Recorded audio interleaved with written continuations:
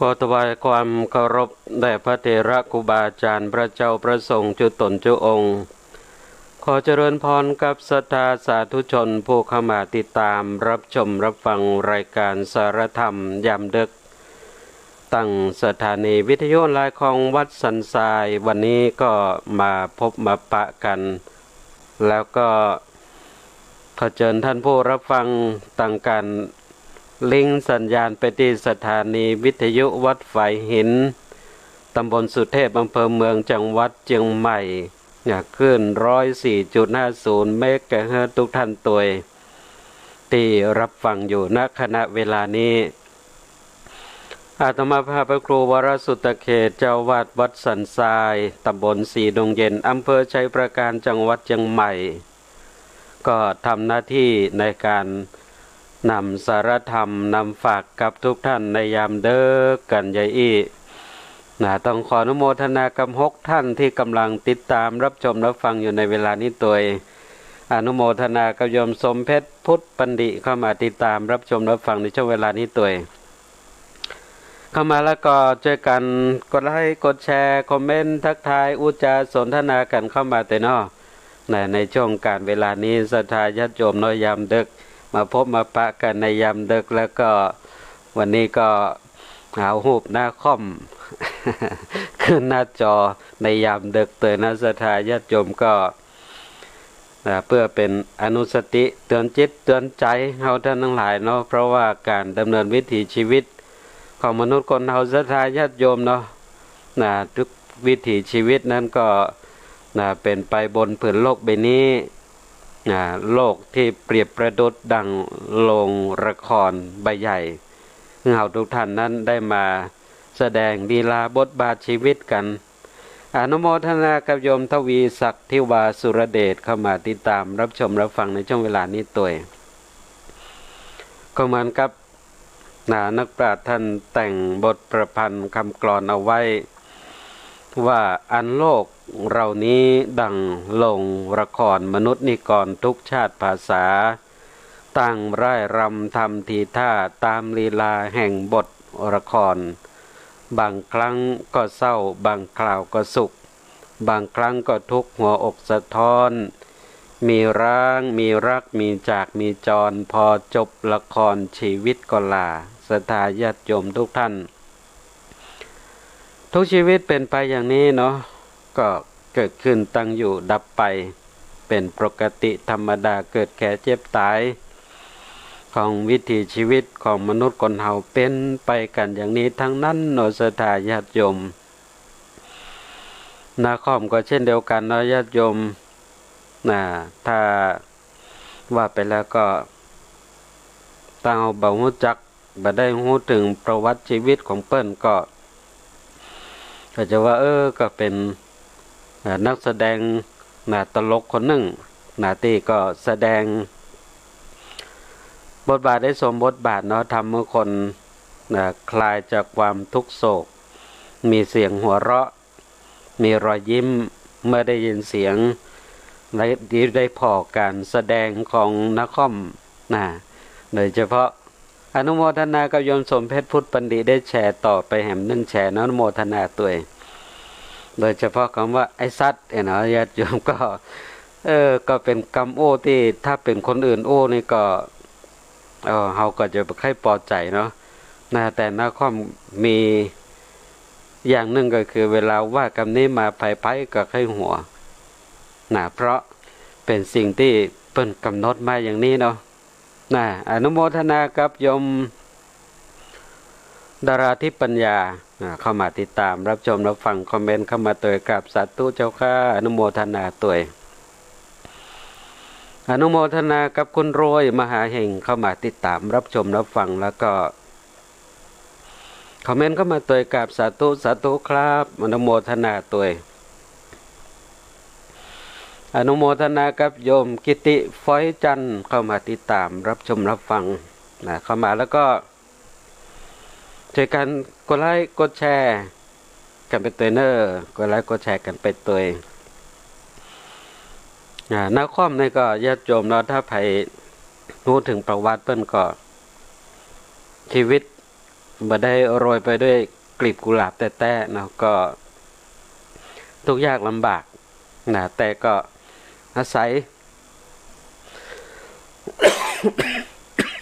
อนุโมทนากับคุณรอยมหาเฮงได้แชร์ต่อไป1แชร์นะอนุโมทนาตัวเอง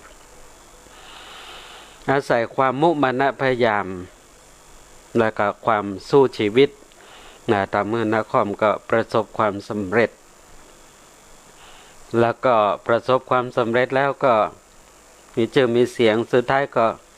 ดับไปกันนี้นะศรัทธาญาติโยมวันนี้รุ่งพรุ่งนี้รวยดวงบ่แน่วันนี้แย่พรุ่งนี้ยังกลับดังได้วันนี้ดังพรุ่งนี้ดับกลับเปลี่ยนไปโปรดจำไว้ทุกชีวิตอนิจจังเนาะญาติโยมก็ เห็นไปกันอย่างนี้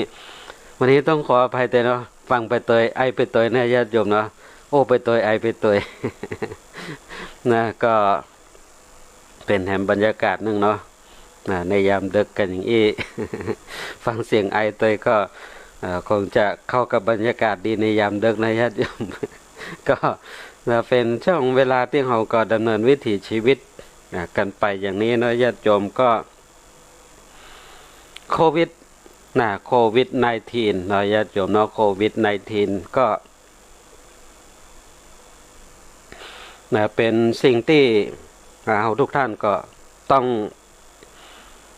มาย้อนหรือนึกถึงถึงการใช้ชีวิตของเรานะญาติโยมว่าต้องอยู่บนความระมัดระวังด้วยโรคไวรัสโควิด -19 ที่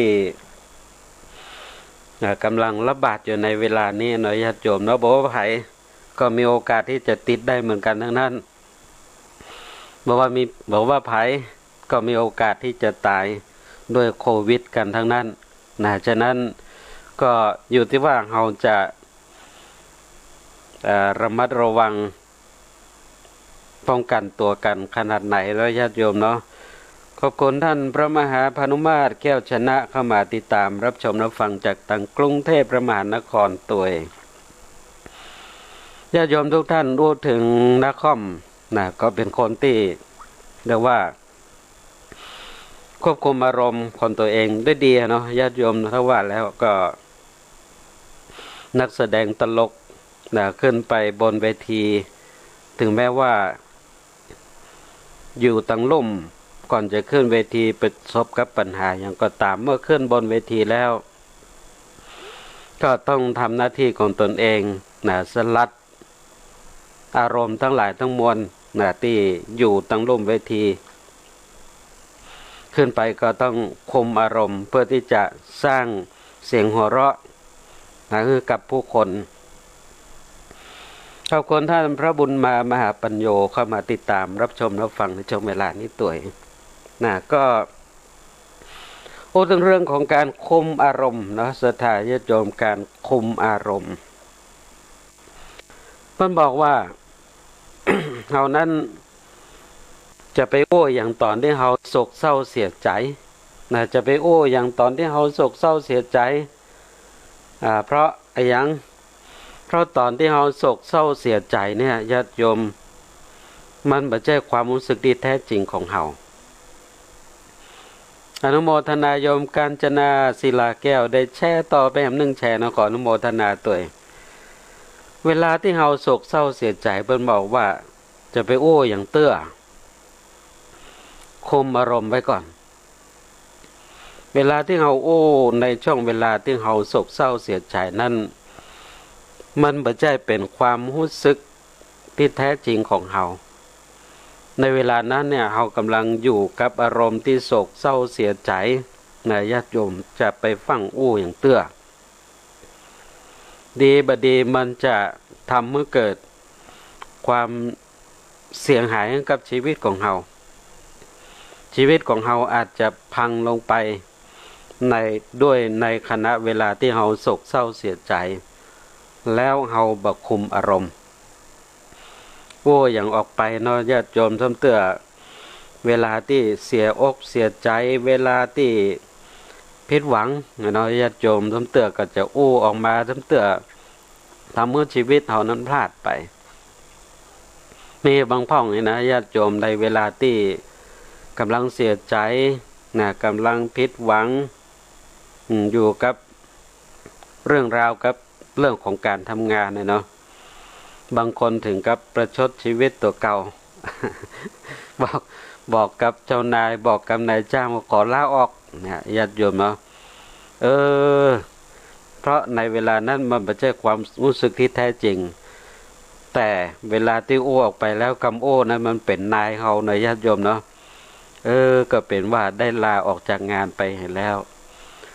มารู้สึกตัวมาโลนโอ้ยเสียใจเสียดายนะเพราะงานกว่าจะได้ไม่ใช่ของหาง่ายอนุโมทนากับโยมกาญจนาศิลาแก้วเข้ามาติดตามรับชมรับฟังตัวเองฉะนั้นอารมณ์นี้ต้องควบคุมญาติโยมต้องควบคุมเวลาที่โศกเศร้าเสียใจนี่จะไปฟังโอ้อย่างเตื้อเพราะในเวลานั้นความรู้สึกที่แท้จริงของเรานั้นบ่เปิดเผยแล้วจะไปโอ้อย่างตอนที่เรากำลังโกรธสถานญาติโยมในเวลาที่เรากำลังโกรธกำลังโกรธกำลังโมโหโมโหนี่มันก็มาจากคำว่าโมหะซึ่งแปลว่าความหลง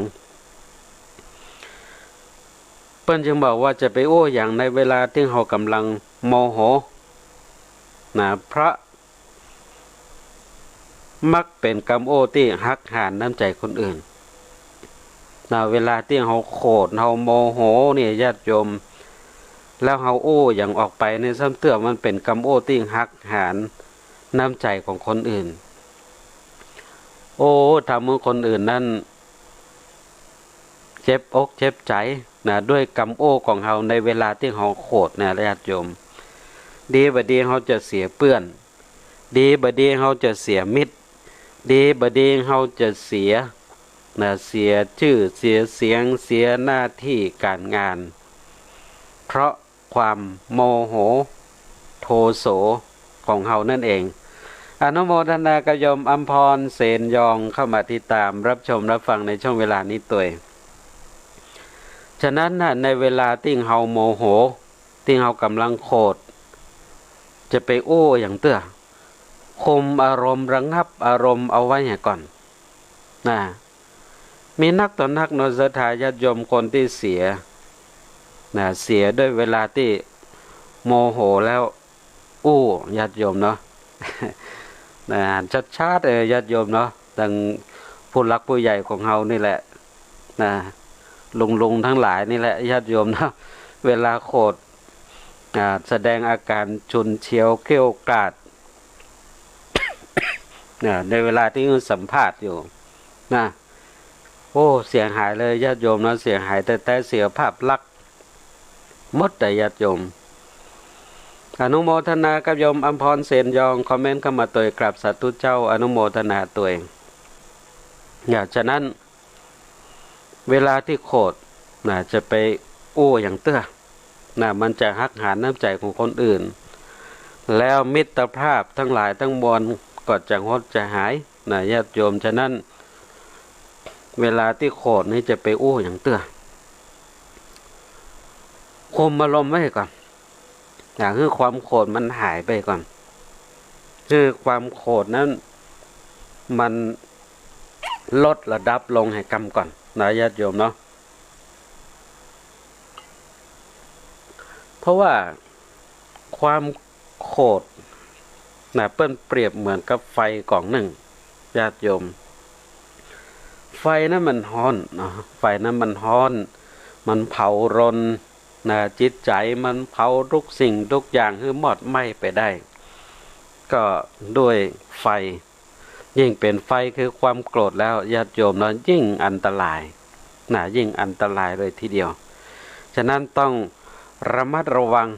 ต้องระมัดระวังศรัทธาญาติโยมต้องระมัดระวังเป็นอย่างยิ่งเลยทีเดียวนอกจากนั้นญาติโยมเปิ้นกล่าวไว้ว่าจะไปลงมือทำอะไรอย่างจะไปลงมือทำอะไรอย่างจะไปแย่อะไรอย่างในเวลาที่เฮานั้น สะเทือนใจเวลาที่เราสะเทือนใจนั้นจะไปแยะไปทำมาอย่างเตื้อเพราะอาจเป็นการกระทำที่ผิดพลาดที่สุดในชีวิตของเราในเวลาที่เราสะเทือนใจเนี่ยเปิ้นจึงว่าจะไปฟังแยะไปฟังทำมาอย่างเตื้อมันอาจจะทำให้เรานั้นผิดพลาดเป็นที่สุดในชีวิตความสะเทือนใจนี่ญาติโยมเนาะบางพ่องเนี่ยทำเมื่อผิดพลาดไปในชีวิตทั้งชีวิตนั่นก็คือบางคนพอได้รับไปอย่างที่มันสะเทือนใจก็ลงมือทำนั่นคือการฆ่าตัวตายญาติโยมการฆ่าตัวตายซึ่งการฆ่าตัวตายเนี่ยศรัทธาญาติโยมเป็นอัตตวินิบาตกรรมเป็นกรรมนักแท้ๆเนาะเป็นกรรมนักที่ทำให้เรียกว่าห้ามสวรรค์นะไปสวรรค์ตึ้งบ่ได้ศรัทธาญาติโยมลงนรกเพราะว่าฆ่าตัวเก่าขนาดว่าฆ่าสัตว์ยังเป็นบาปนะศรัทธาญาติโยมแล้วฆ่าตัวเก่านี่มันก็ยิ่งบาปนักไปกว่านั้นแล้วสถิติญาติโยมเนาะสถิตินี่เชียงใหม่นี่ก็บ่น้อยหน้าไผญาติโยมนะเรื่องของการฆ่าตัวตายเนี่ยวันนั้นฟัง มีการสนทนาในการประชุมกันประชุมซูมเนาะก่อนที่จะเข้าสู่วาระการประชุมก็มีการโอ้กันย่อยๆวงน้อยๆโอ้กันสเปเหระก่อนอาจารย์ดร.เดชาทำดีจากม.เชียงใหม่ก็กำลังทำโครงการเกี่ยวกับเรื่องเหล่านี้เรื่องของการสถิติของการฆ่าตัวตายเนาะจะหาวิธีใดที่จะระงับให้สถิติของการฆ่าตัวตายนั้นมันลดลงในเมืองเชียงใหม่ของเฮาเนี่ยญาติโยมเนาะโดยเฉพาะยิ่งอยู่ในเมืองใหญ่อย่างเช่นในเมืองเชียงใหม่ตังแม่ริมนี่ก็สถิติสูงนะการฆ่าตัวตายศรัทธาญาติโยม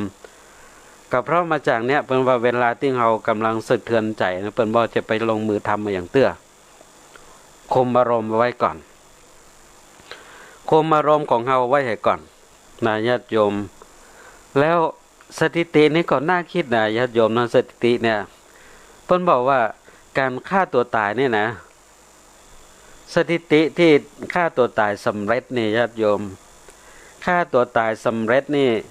พ่อจายนี่มีสถิติสูงญาติโยมสถิติสูงอนุโมทนากับโยมวันนี้วงปวนได้แชร์ต่อนึ่งแชร์เนาะขออนุโมทนาตัวเองพ่อจายนี่จะมีสถิติฆ่าตัวตายได้สำเร็จสูงแต่สุภาพสตรีแม่หญิงนี่จะมีสถิติฆ่าตัวตายสำเร็จนี่น้อยกว่าพ่อจายแต่สถิตินั้นกลับกันก็คือแม่หญิงนี่มีความพยายามที่จะฆ่าตัวตายนักกว่าพ่อจายแต่บ่สำเร็จนั่นก็หมายถึงว่าพ่อจายนี่ใจเด็ดกว่าแม่หญิงพ่อจายนี่ใจเด็ดกว่าแม่หญิงพอสะเทือนใจปุ๊บมันตัดสินใจฆ่าตัวตายปั๊บญาติโยมเนาะบ่ได้คิด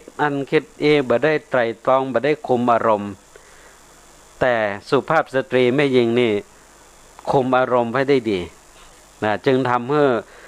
สถิติของการฆ่าตัวตายสำเร็จนี้น้อยกว่าพ่อจายอนุโมทนากับโยมวันดีวงปวนคอมเมนต์เข้ามาตัวสาธุสาธุเจ้าอนุโมทนาตัวอนุโมทนากับโยมอาทิตย์ทารสคอมเมนต์เข้ามาสาธุครับท่านอาจารย์อนุโมทนาตัว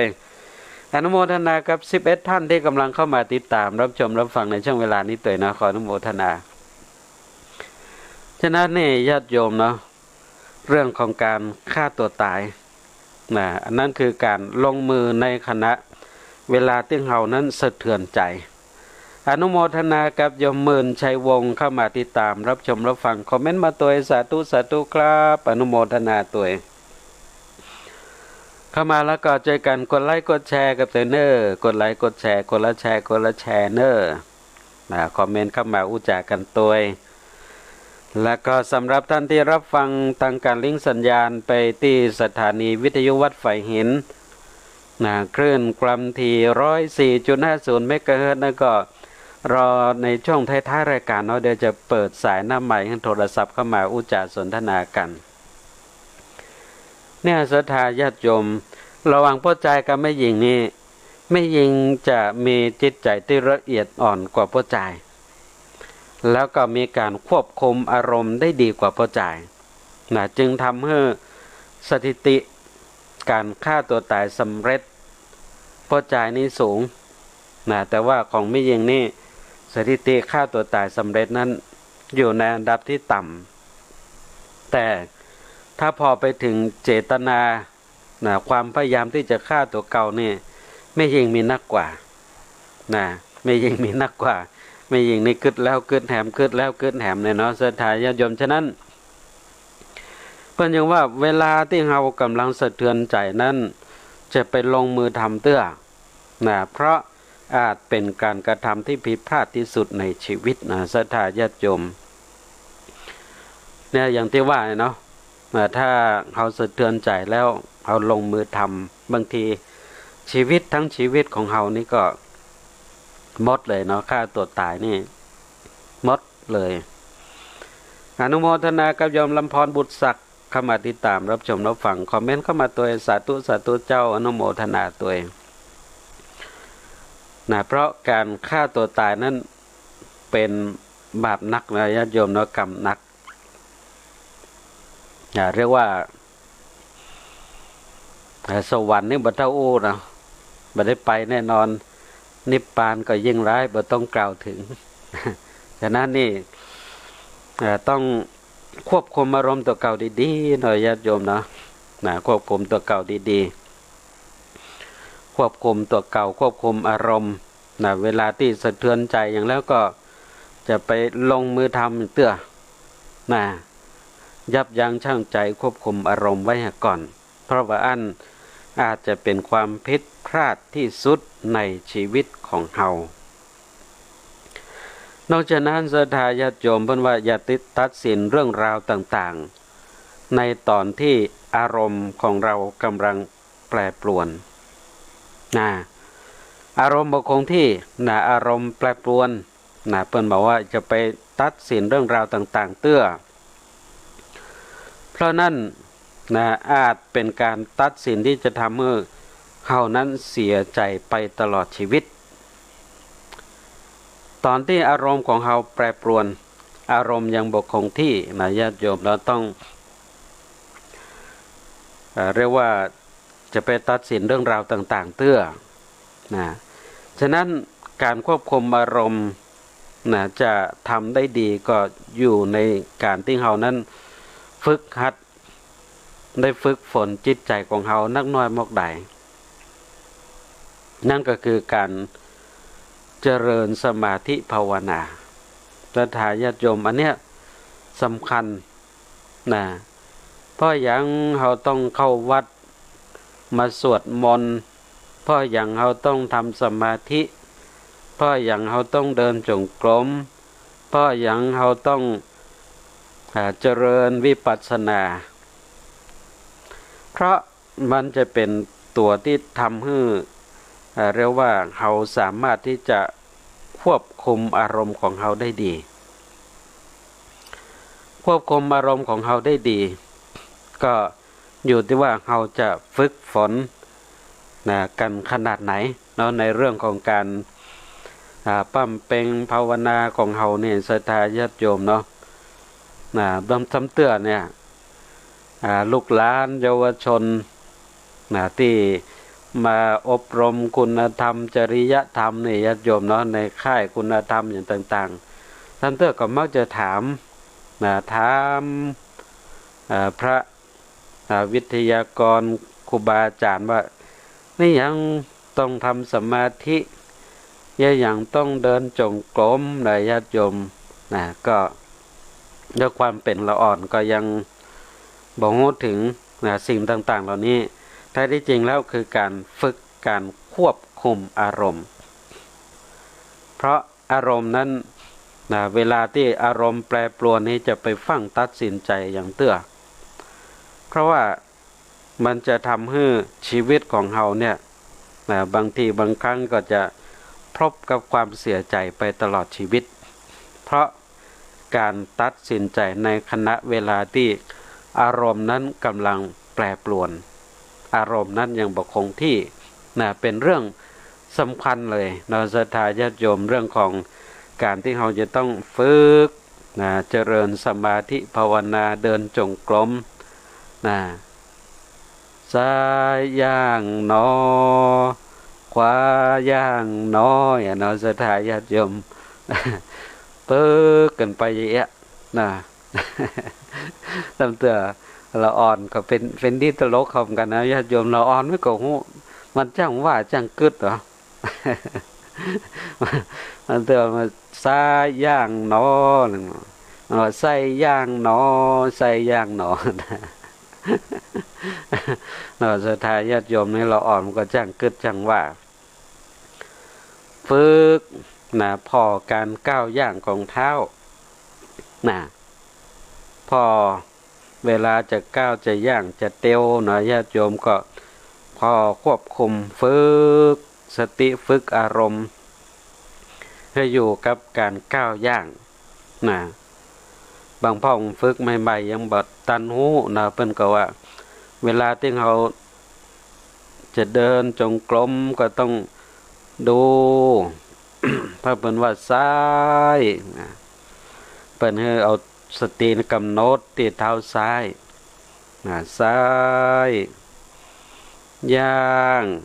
ถ้าย่างนี่ก็หมายถึงยกยกเท้าซ้ายนั้นขึ้นก้าวไปตั้งหน้าเล็กน้อยบักกว้างเกินไปบัดแคบเกินไปพอดีนอพอนอนี่ก็คือฝ่าเท้าซ้ายนี่กระทบปืนแล้วนอขวาพอขวาก็ทำความรู้สึกที่เท้าขวาแล้วย่างก็คือยกเท้าขวาแล้วก็ก้าวไปข้างหน้าเล็กน้อยนอก็ฝ่าเท้านี่กระทบปืนแล้วก้าวไปอย่างเงี้ยไปเรื่อย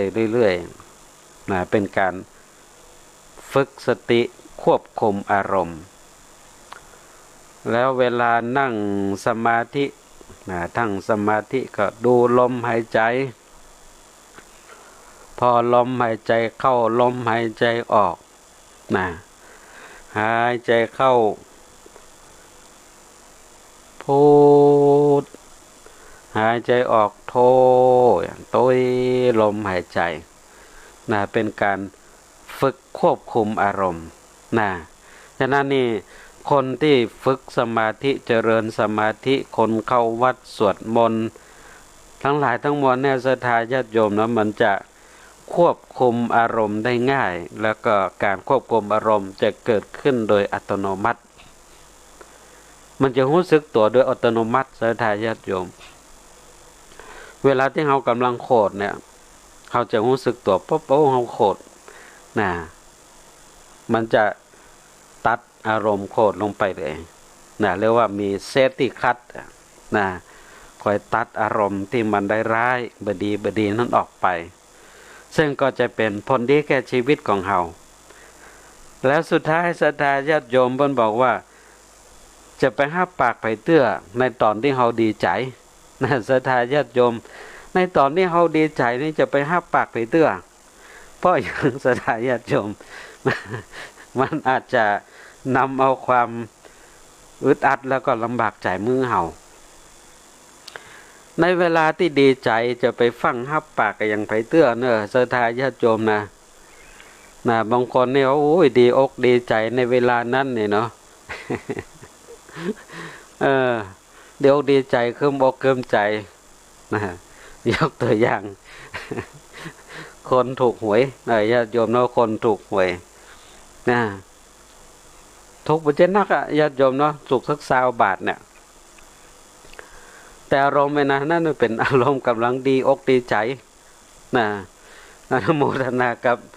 พ่อกำนันนครศรีชัยมงคลพ่อกำนันตำบลพงตำเข้ามาติดตามรับชมรับฟังในช่วงเวลานี้ขออนุโมทนาตัวเอง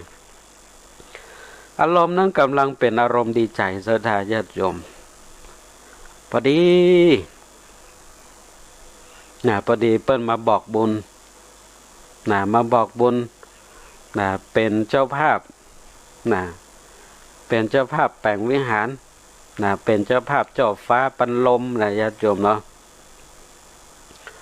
เอาตัวเป็น5-6 หมื่นบ่ล่ะญาติโยมแต่ในเวลานั้นมันยังเป็นอารมณ์ที่มันดีใจกำลังถูกหวย ถึงว่าคนเล่นหัวเนี่ยเป็นทั้งบ้านเนาะจะถูกต่อใดบอกว่าขอได้ถูกไปก่อนเถอะ10 บาทก็ยังดีเนาะดีใจแล้วที่ถูกเพราะว่าโอกาสถูกมันน้อยเนาะญาติโยมเนาะคำว่าหวยเนี่ยเพิ่นบอกว่าคำว่าหวยเนี่ยมันมาจากคำว่าหายนะวอดวายแล้วก็ย่อยยับ ฉะนั้นเนี่ยถ้าถูกกันแล้วญาติโยมนักกี่บาทก็ดีใจเปิ้นมาบอกบุญเป็นเจ้าภาพเจ้าฟ้าปันลมในเวลานั้นกำลังดีใจหีบหับปากเปิ้นได้ก็ได้เอาเลยเปิ้นจดชื่อไปบนแล้วศรัทธาญาติโยมเนาะ มาเกิดมาล้นโอ้ยเฮาถูกหวย20 บาท 20 บาทนี่ก็2 ตัวเนาะ2 ตัวศรัทธาญาติโยมกี่บาทลองคิดต่อเลย แล้วก็จะฟ้าพันลมตัวเป็น5-6 หมื่นญาติโยมเนี่ยเพิ่นจึงว่าเวลาที่กำลังดีใจอยู่เนี่ยจะไปฟังหับปากอย่างไปเตื้อมันจะนำพาซึ่งความอึดอัดใจเกิดขึ้นกับเฮาลำบากใจเกิดขึ้นกับเฮาฉะนั้นทั้งหมดทั้งมวลญาติโยมก็ว่าในเรื่องของการควบคุมอารมณ์เฮาจะควบคุมอารมณ์ของเฮาได้นักได้น้อยมากใดญาติโยมก็ อยู่ที่ว่าเฮาฝึกได้นักได้น้อยมากใดเรื่องของจิตของใจเอาละศรัทธาญาติโยมที่รับฟังอยู่ตั้งสถานีวิทยุวัดไฟหินจะโทรศัพท์เข้ามาในช่วงเวลานี้ก็เชิญได้ที่เบอร์โทรศัพท์0898523498 0898523498ศรัทธาญาติโยมจะโทรศัพท์เข้ามาในช่วงเวลานี้ก็เชิญได้เนาะเชิญได้โทรเข้ามาอุจจาสนทนากันในช่วงเวลานี้0898523498ญาติโยมทุกท่านที่รับฟังกันอยู่ในช่วงเวลานี้ทางการลิงก์สัญญาณไปที่สถานีวิทยุวัดไฟหินตำบลสุเทพอำเภอเมืองเชียงใหม่ขึ้น 104.50 เมกะเฮิรตซ์เนาะที่รับฟังอยู่หรือที่รับชมรับฟังกันสตรีมมิ่งผ่านทาง YouTube ช่องของวัดไฟหินก็ดีหรือที่รับชมรับฟังผ่านทางการไลฟ์สดผ่านทางเพจของสถานีวิทยุวัดไฟหินก็ดีจะโทรศัพท์เข้ามาอุจจาสนทนากันในช่วงเวลานี้ก็โทรมาได้เนาะ0898523498ศรัทธาญาติโยมทุกท่านโทรเข้ามาอุจจาสนทนากันได้หรือท่านที่รับชมรับฟังอยู่จะโทรเข้ามาก็ได้เช่นเดียวกันเนาะได้เช่นเดียวกัน0898523498โทรมาได้เนาะเขาก็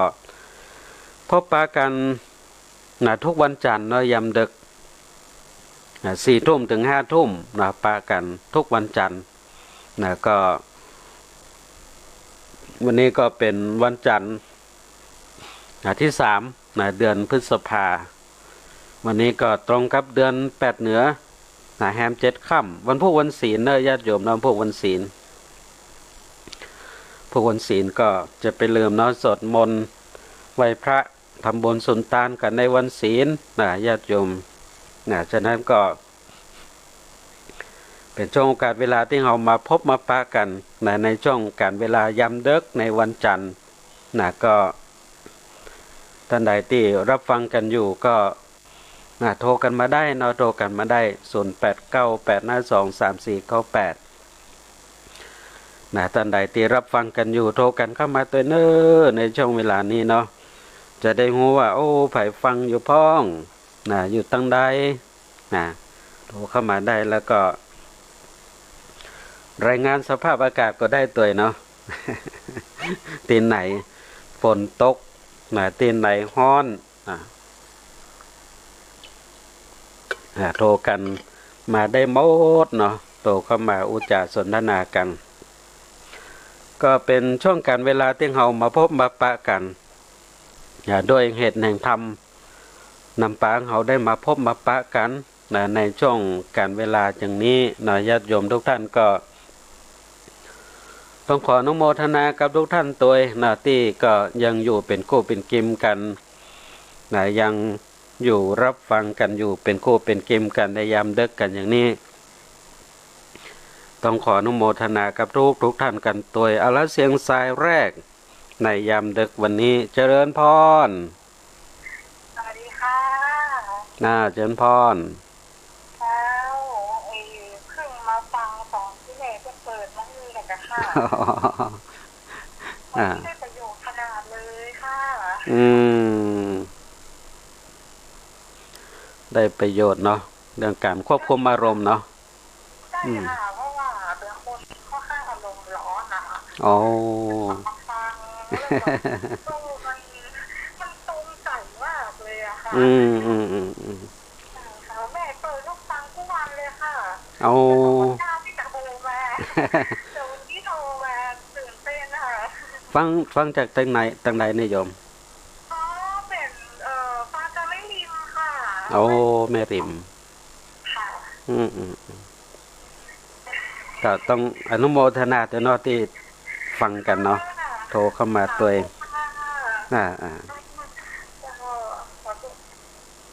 สาธุนโยมเด้อเสียงสายแรกวันนี้จากตังแม่ริมเนาะญาติโยมจากตังแม่ริมโทรเข้ามาก็ว่าโอ้วันนี้ถูกใจ ว่าในเรื่องของการควบคุมอารมณ์อารมณ์นั้นเป็นสิ่งที่เราต้องควบคุมเนาะญาติโยมเนาะเพราะว่าดีไปดีอาจจะทำให้ชีวิตทั้งชีวิตของเรานี่มันเสียหายแล้วก็เราจะเสียใจไปแฮมเมอร์เรื่องของอารมณ์มันส่งผลหลายอย่างต่อชีวิตของเราฉะนั้นต้องควบคุมเพื่อดีในเรื่องของอารมณ์แล้วเสียงสายที่สองเจริญพร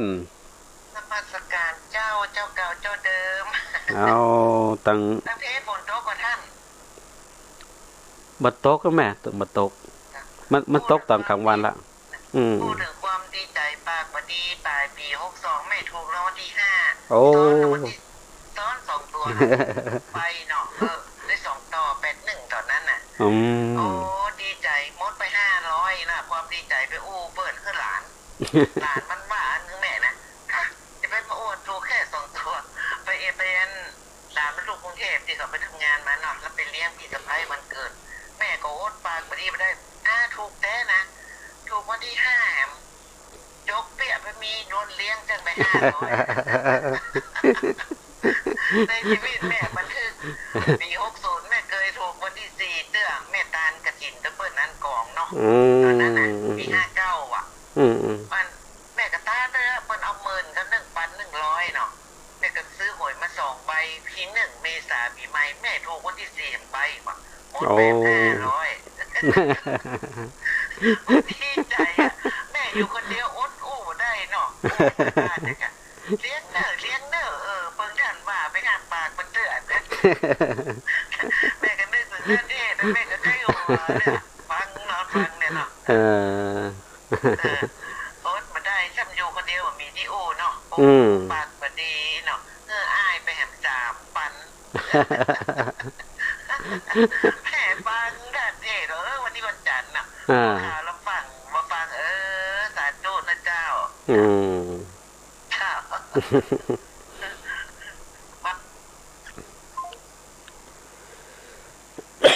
อ้าวต้องขออนุโมทนาตัวเองอันนี้ก็โทรศัพท์เข้ามาอุจจาสนทนากับเรื่องของการเวลาที่ดีใจจะไปฟัง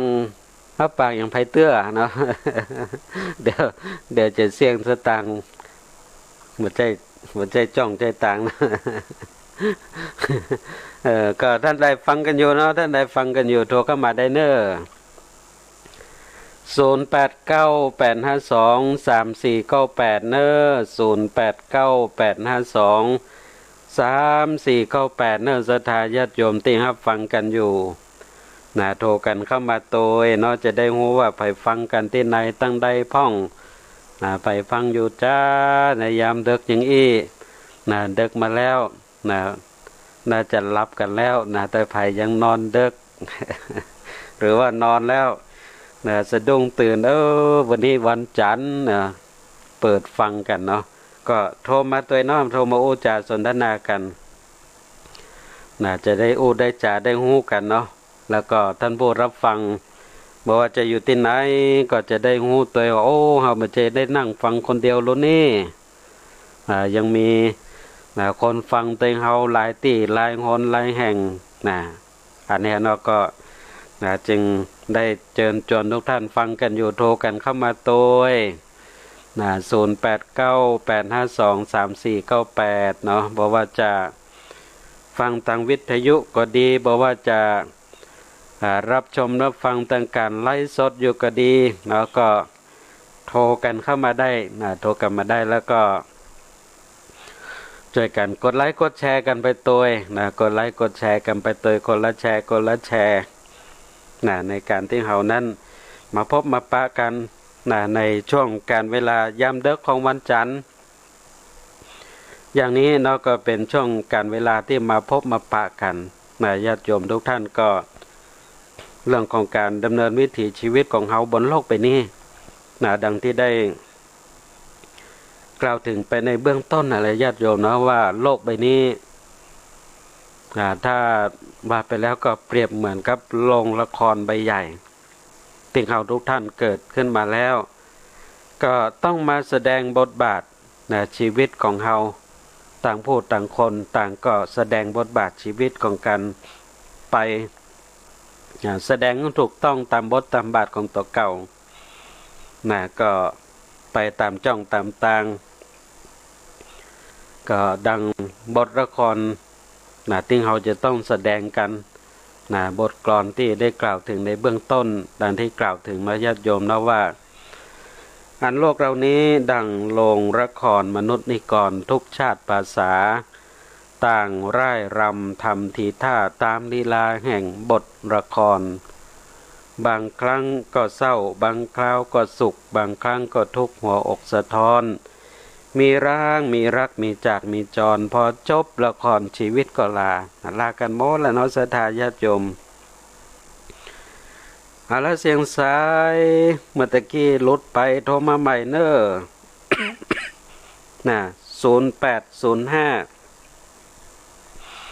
0805เนาะโทรเข้ามาเมื่อตะกี้สายหลุดไปโทรเข้ามาใหม่ได้เนอะตาย0805เนาะโทรเข้ามาแล้วสายหลุดไปโทรเข้ามาใหม่ได้เนอะโทรเข้ามาใหม่ได้ในช่วงการเวลายามดึกที่มาพบมาปะกันในช่วงการเวลานี้ก็เรียกว่าเขาก็มาเดินบนเส้นทางธรรมไปด้วยกันทุกวันจันทร์ญาติโยมเนาะทุกวันจันทร์จะไปลืมเนาะทุกวันจันทร์เอาแล้วเสียงสายที่3ในยามดึกวันนี้เจริญพรฟังค่ะพระครูอยู่เลยเจ้าฟังอยู่ตั้งใดอำเภอเมืองเจ้าค่ะที่อำเภอเมืองเลยเจ้าตั้งไม่เหี้ยอำเภอเมืองเนาะ ฝนตกก็ยม เจ้าด้านน้องภูมิ ตั้งเพศ ขอไฟเตยตั้งเพศมันตกช่วงบ่ายแล้วนะช่วงบ่าย บันโต๊ะค่ะวันนี้บันโต๊ะค่ะเพราะว่าโต๊ะหน้าค่ะ แต่ว่าเหมือนตกหนักเนาะมีลมได้เนาะลมก็ตั้งแต่ค่ำอืม วันนี้ดีค่ะดีวันนี้ฮ้อนเนี่ยเจ้าค่ะจังหวัดก่อน เอาฮอนฝนมาตก ก็ ก็ วันผู้ออกแล้วนะไม่ได้เนี่ยบอกออกเสีย อืม วันผู้ออกก่อนหันทีนึงมาดับไฟอะเจ้า อืมฟังหันหมดเลย เอาแต่ฟังโอ้ตัวไอตัวเนี่ยยมเนอะ สาธุเนอะยมเนอะเอาแล้วเสียงสายที่3วันนี้เสียงสายตังโป้นอท่าข้ามไม่เหี้ยน่ะโทรศัพท์เข้ามารู้จักสนทนากัน ก็เป็นช่วงการเวลาในยามเลิกนอนมาปะกัน ก็ตัวรับฟังกันอย่างนี้เนาะทุกวันจันทร์4 ทุ่มถึง 5 ทุ่มนะ4 ทุ่มถึง 5 ทุ่มเอาแล้วเสียงสายที่4เจริญพรเจริญพร ยาว อ่า แกนเจ้า เอายมโทรจาก ปฏินะเจ้า อืม ปฏิเจ้าฟังภาษาย่อคำย่องต่อใดกันเจ้า อ๋อ เดี๋ยวปฏิเจ้า จากเมืองลีเนาะโอ้สาธุ บ้านนี้บ้านที่จำพูน อ๋อบ้านที่เนาะ เจ้า โอ้ ค่ะ ญาติตั้งแม่อยู่ตั้งบ้านห้องสีเตี้ยปุ่นนะ เจ้าทีนี้ท่านก็ครูโอมาว่าโหดวันนี้มาอย่างนี้ก็ถึงแต่เนาะ อืม โอ้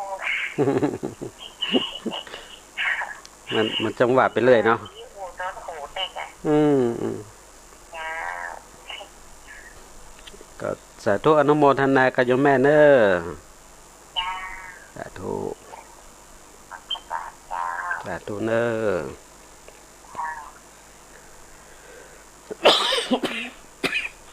โอ้นี่เสียงสายโป้เนาะจากตังบันทิเนาะ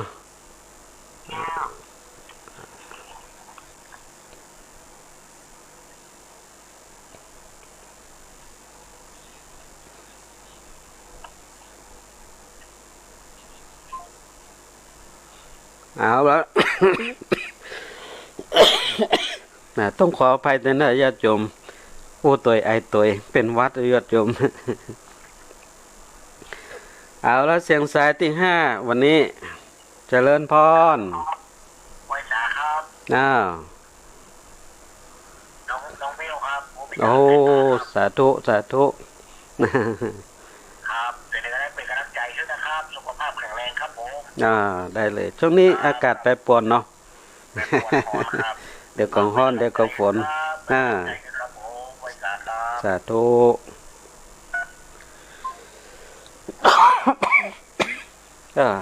เสียงสายที่4ที่5แล้วเนาะญาติโยมเนาะ เสียงสายที่5จากโยมน้องเบี้ยวน้องผู้พิการทางสายตาอยู่ตั้งในเมืองเชียงใหม่ ก็ต้อยรับฟังอยู่ทุกวันจันทร์แล้วก็หาโอกาสเวลาโทรศัพท์เข้ามาอุจจากันตัวต้องขออนุโมทนาเป็นอย่างยิ่งเนอะสำหรับน้องเบลซึ่งอยู่ตั้งในเมืองเชียงใหม่เนาะก็ต้อยรับฟังแล้วก็โทรศัพท์มาเป็นกำลังอกกำลังใจกันต้องขออนุโมทนาเป็นอย่างยิ่งเลยทีเดียวท่านใดจะโทรเข้ามาแหมยังมีเวลาเนอะยังมีเวลาอยู่สำหรับการที่จะโทรเข้ามาพูดจาสนทนากันเนาะในยามดึกวันนี้ในยามดึกวันนี้ก็โทรกันมาได้เนอะ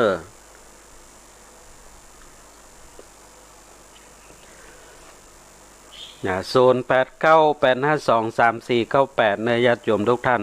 ท่านใดที่ฟังกันอยู่ทางสถานีวิทยุเนาะ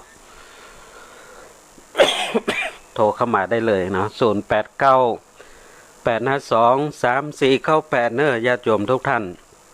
ก็เหลือเวลาแถมน้อยเนาะแถมสักสายนึงก็คงได้อยู่เนาะสักสายก็ได้อยู่จะโทรศัพท์เข้ามาก็เชิญได้เลยในช่วงเวลานี้นะ0898523498นะญาติโยมทุกท่านนะการเวลาที่เขาทุกท่านอยู่ด้วยกันเป็นคู่เป็นเกมด้วยกันในวันนี้ก็เรียกว่ามาพบมาปะกันด้วยเหตุแห่งธรรมนะญาติโยมทุกท่าน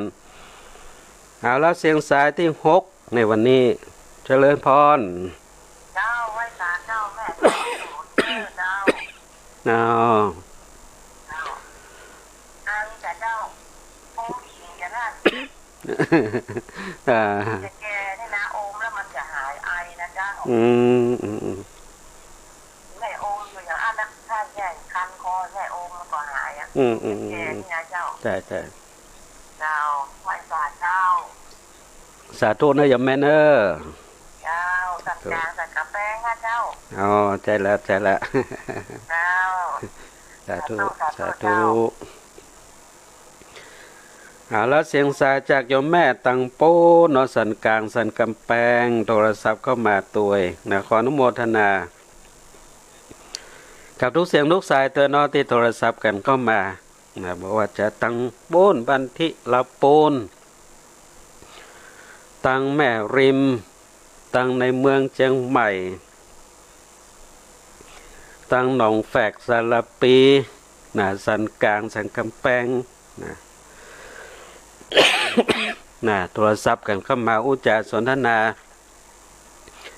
ต้องขออนุโมทนากับทุกท่านกันตัวนะอยู่ด้วยกันเป็นคู่เป็นเกมกันวันนี้จะได้ต้องขออภัยเตือนญาติโยมทุกท่านเนาะแต่ก็คิดว่าคงจะเป็นแห่งบรรยากาศหนึ่งเนาะของการฟังนะฟังเสียงโอ้ตัวไอตัวโอ้ตัวไอตัวบางท่านก็โอ้ฟังก็ม่วนดีเนาะก็ต้องขออนุโมทนาตัวที่อย่างตัวรับฟังกันก็อย่างนี้เนาะญาติโยมเนาะเรื่องของสภาพดินฟ้าอากาศแปรปรวนเดี๋ยวก็ร้อนเดี๋ยวก็หนาวเดี๋ยวก็ฝนตก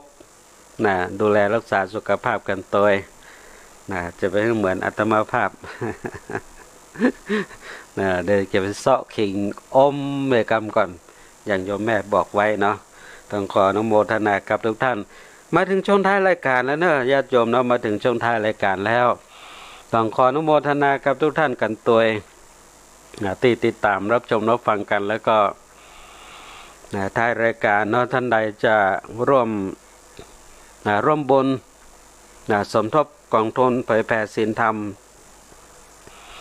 ตังของวัดสันทรายเนาะตังออนไลน์ก็เชิญได้เนอะร่วมทำบุญจามจิตเจตนาศรัทธาที่หมายเลขบัญชีธนาคารติดไลน์อยู่ที่หน้าจอก็เชิญร่วมบุญกันได้เนาะก็จะเป็นกองทุนสำหรับการเผยแผ่ธรรมจัดรายการออนไลน์กันอย่างเงี้ยน้อยญาติโยมทุกอย่างนี้มีต้นทุนทั้งนั้นน้อยญาติโยมเนาะ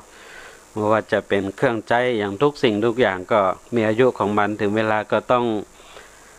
เปลี่ยนใหม่ซื้อใหม่ต้องปรับต้องปรุงน้อยญาติโยมเนาะเพื่อเป็นประโยชน์แก่การเผยแผ่ธรรมดังนั้นก็ท่านใดจะร่วมบุญก็เชิญได้เนาะตามหมายเลขบัญชีที่ไหลที่หน้าจอ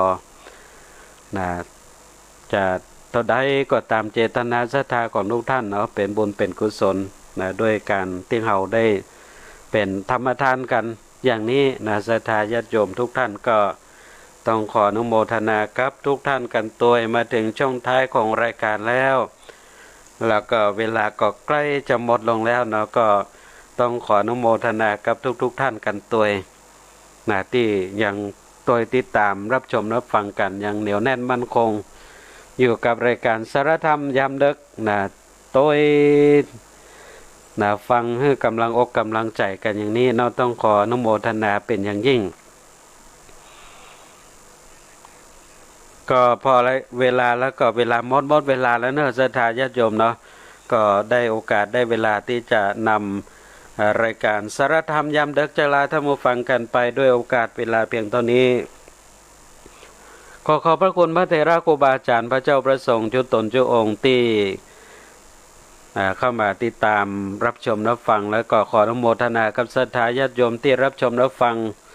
และก็ช่วยกันกดไลค์กดแชร์คอมเมนต์ทักทายอุจจากส่วนท่านนากันตัวแล้วก็ศรัทธาญาติโยมที่รับฟังตังสถานีวิทยุวัดฝ่ายหิน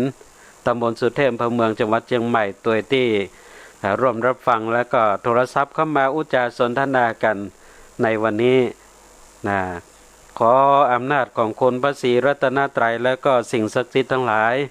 คุณบุญกุศลที่ศรัทธาญาติโยมทุกท่านได้บำเพ็ญประกอบการทำบำเพ็ญให้เป็นไปจนได้กลับกลายเป็นเพราะว่าปัจจัยเป็นอุปนิสัยหนุนส่งถึงวิถีชีวิตของทุกท่านได้ประสบพบกับความสุขความเจริญโชคดีมีใจอยู่เย็นเป็นสุขเหมือนกันทุกท่านทุกคนและขอทุกท่านจงเจริญในธรรมองค์สมเด็จพระสัมมาสัมพุทธเจ้ายิ่งขึ้นไปอาตมาภาพพระครูวรสุตเขตเจ้าวาดวัดสันทรายตำบลเสียงเย็นอำเภอชัยประการจังหวัดเชียงใหม่ทำหน้าที่นำเสนอสารธรรมยามดึกวันนี้ขอนำรายการจากลาท่านผู้ฟังไปโดยโอกาสเวลาเพียงเท่านี้